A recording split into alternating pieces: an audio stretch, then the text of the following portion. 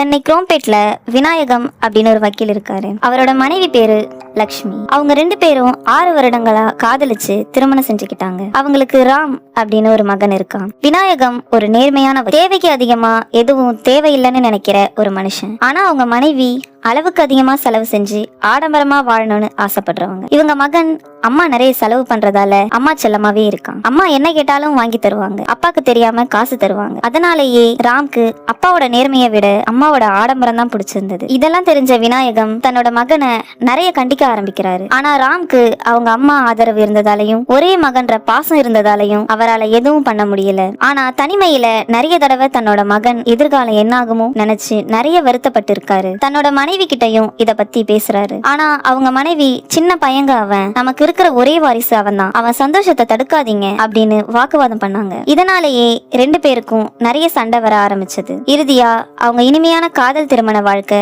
முடிவுக்கு வந்தது. ஆமாங்க, அவங்க 2 பேரும் விவாகரத்து பண்ணிக்கிட்டாங்க. விநாயகம் தனிமையில வாழ்ந்தாலும் மன நிம்மதியோட அவர் வக்கீல் வேலையை செஞ்சுக்கிட்டு இருந்தாரு. அவருக்கு ஒரு